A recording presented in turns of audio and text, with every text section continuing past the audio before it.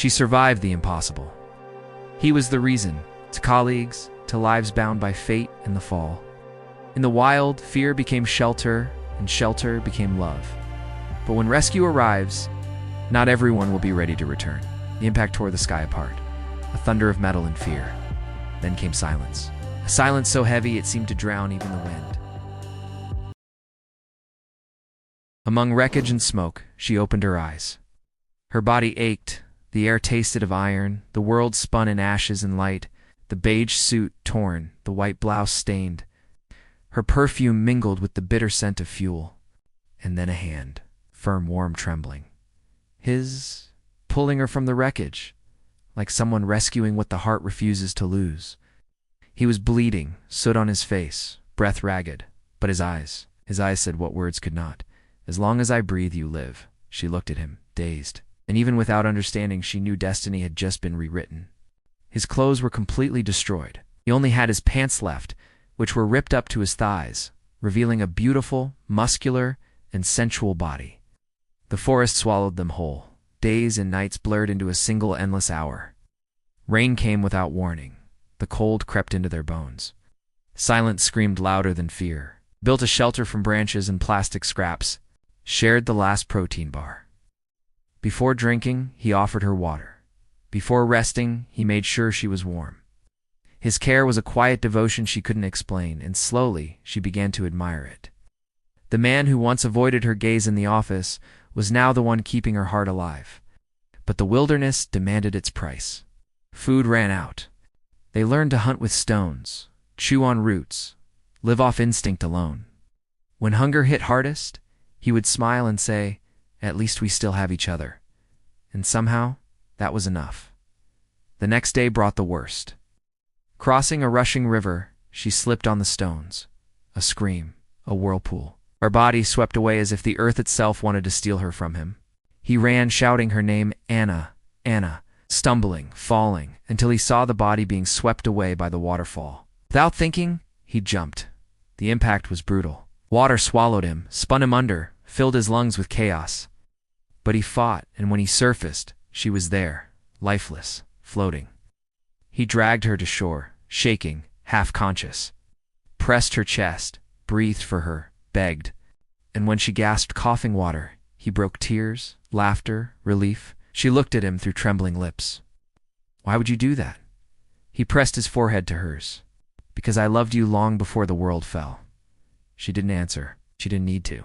My eyes told him the love was now theirs. The next night, they managed to relight the fire. Its glow trembled across his face, dirty, exhausted, and beautiful in a way only danger can define. She watched in silence, the stubble, the fire tracing warmth across his skin. And suddenly, the cold wasn't outside anymore. He noticed her gaze. For a moment, time split open. There was fire, something burning deeper.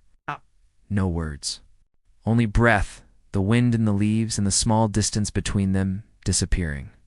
She felt his touch hesitant, almost a question. When she leaned into him, the world tilted in their favor. No rush, just two souls reclaiming what fear had frozen.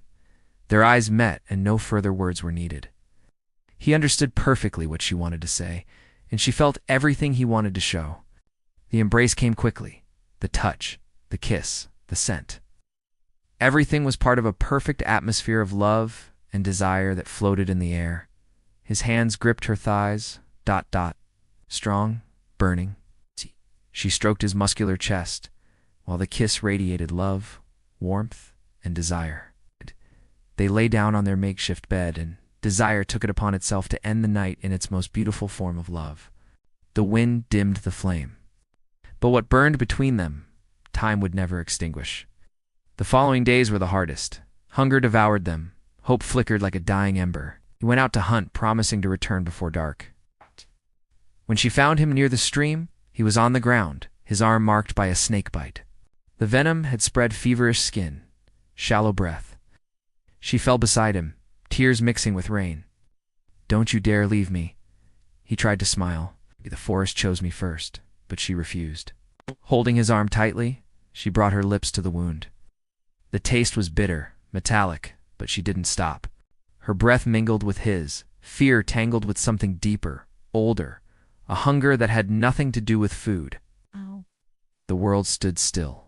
Even the wind watched as she drew out the poison, spitting, repeating, until his pulse returned warm beneath her touch. When she finally collapsed beside him, his heart beat slowly against her chest. His eyes opened. "You saved me." She smiled faintly. "Or maybe I just cursed myself to never forget you." He pulled her close, and she let herself fall into his warmth. Their touch carried the taste of the life she had stolen back from death, breathless, trembling, and full of meaning. That night when the fire burned again, she understood some poisons don't kill, they transform. The sound of helicopters broke the horizon. She heard it first, and then came fear, not of dying, but of leaving. Rescuers found them together, dirty, alive, unbroken. But what existed between them no longer belonged to the world outside. She looked into his eyes and knew. He had loved her before the crash. She loved him when the world fell apart. And in the middle of ashes and rain, they found something that endures everything. A love forged in pain, sustained by instinct, sealed by touch. Because some passions are destroyed by the world, and others need the whole world to fall before they can be born.